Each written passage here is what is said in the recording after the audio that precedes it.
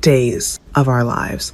Lexie Carver is back from the dead, and Salem will never be the same.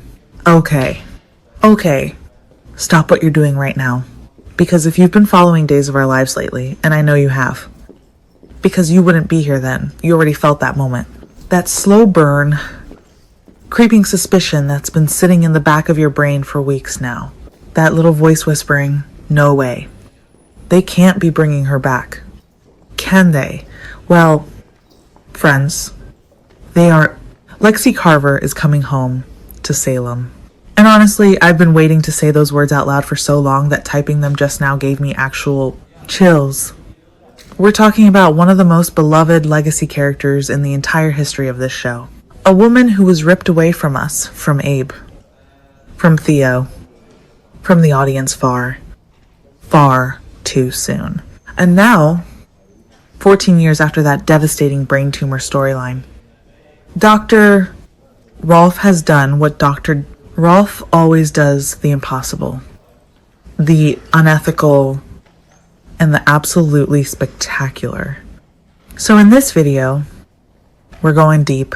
Not just the what, because you probably already caught the headlines, but the why, the how, and most importantly, the what does this mean for everyone in Salem? Because trust me, the ripple effects of this resurrection are going to be enormous.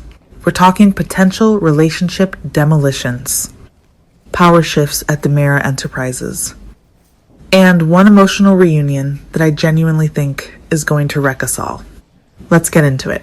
Theo's reunion, the emotional core of this entire storyline. Here's where I have to take a moment, because we're about to witness something genuinely beautiful, and I refuse to let the plot mechanics overshadow it.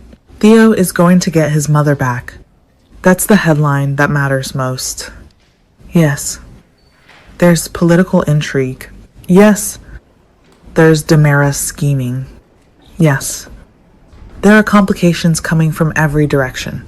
But at the center of all of this is a young man who has spent the better part of his life without his mom, and that void is about to be filled.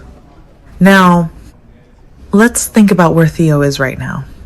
He's been working for DiMera Enterprises. He's been representing the company, navigating the corporate world, trying to find his place in a legacy that has always been complicated for someone of his background and personality. And just recently, he survived a terrifyingly close call thanks to his uncle Peter Blake, who, by the way, has always been one of those characters that makes you want to throw something at your TV. Nearly getting killed by your own family will do something to a person's perspective on what actually matters. My prediction, once Lexie is fully awake and herself again, Theo is going to step back from DiMera. Not immediately, there'll be drama about it. Obviously. This is Salem, but I genuinely believe that Lexie's return will be the catalyst that pulls Theo out of the DiMera orbit. Because Lexie, of all people, understands what that world costs you. She spent her whole life fighting that pull. She's not going to watch her son disappear into it. And here's what I love about this from a storytelling perspective. Theo's journey through adulthood has been shaped entirely by absence. Absence of his mother.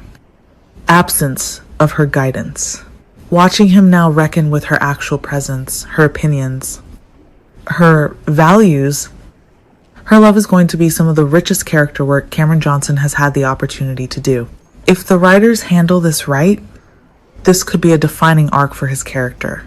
EJ's motivations, let's not be naive, here and now. Now, we need to have the conversation about EJ DiMera. Because I want to be very clear about something. I do not think EJ orchestrated this resurrection purely out of brotherly love. I think brotherly love is part of it.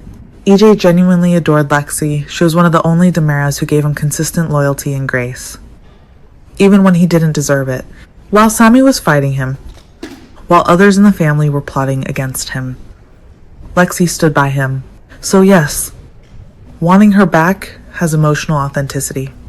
But this is EJ DiMera, the man who ran for mayor with a smile and a scheme, the man who has used grief and family sentiment as currency in power plays more times than I can count.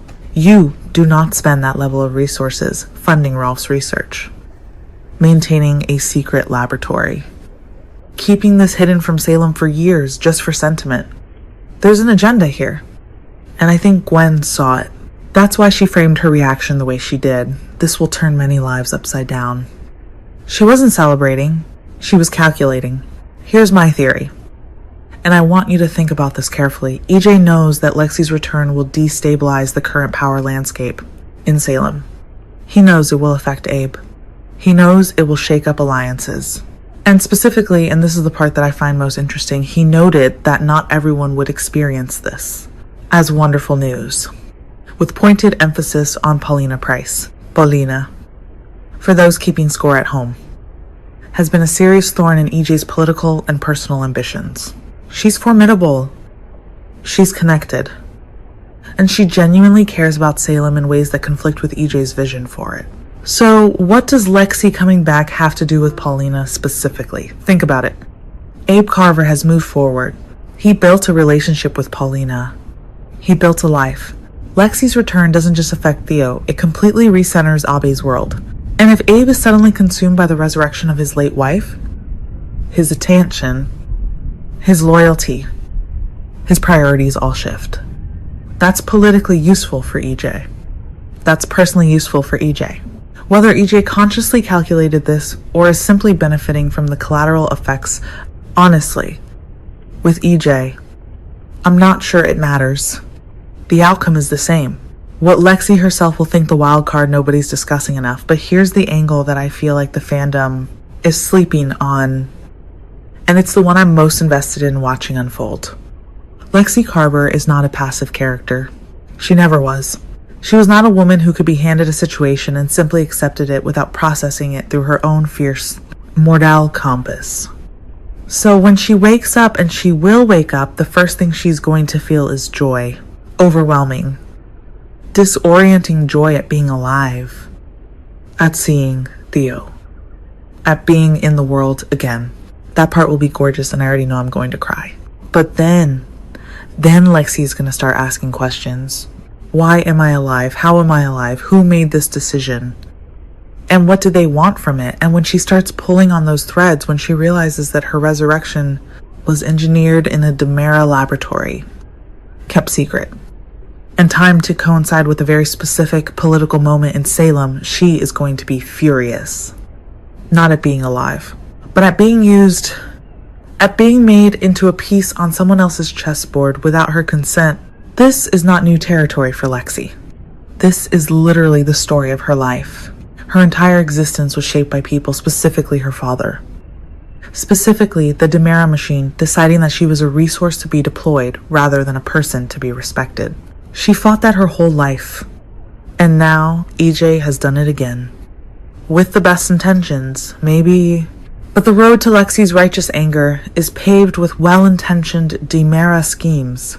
I genuinely believe that Lexie's relationship with EJ, which was one of the warmest and most sincere bonds in the entire show, is going to go through a significant rupture before it heals. And that conflict, Lexie confronting EJ about his methods, his motivations, the price of his gift, could be some of the most compelling drama DOOL has produced in years. The historical resonance, this is bigger than one resurrection. Let's zoom out for a second, because I think it's important to situate this moment in the larger history of the show. Days of Our Lives has brought back the dead before. Famously, infamously, repeatedly. Marlena Evans, Jack Devereaux. EJ himself, the show has a complex and sometimes frustrating relationship with permanent death. The fandom has had mixed reactions over the years to resurrections that felt cheap or that undermined the emotional weight of an original death. But Lexie is different, and I think the show knows it. Lexie's death in 2012 was handled with unusual care and gravity. There was no twist villain, no conspiracy, no secret escape hatch. It was a brain tumor. It was illness. It was the kind of death that hits differently because it's real in a way that soap opera deaths usually aren't. She said goodbye to her family. She died with dignity. Renee Jones gave one of the finest performances in the show's history in those final episodes. That's what makes bringing her back risky. Because you're not just resurrecting a character, you're reopening a wound that the audience actually healed from. If this storyline doesn't honor what that death meant, if it turns Lexie's resurrection into pure plot machinery. It will be a genuine betrayal of the character and the audience. But if they get it right, if they let this breathe, let the emotional reality land, let Lexie be fully herself and fully complicated in her response to what's happened, this could be one of the great DOOL comeback stories. And I'm choosing to believe they're going to get it right. I have to. So where does this leave us? Theo gets his mother back, and I dare anyone to watch that reunion without getting emotional. Abe's entire world is about to be reshuffled in the most profound way imaginable. EJ's agenda is going to be exposed, piece by piece. And Lexie's going to be the one doing the exposing. And Paulina Price.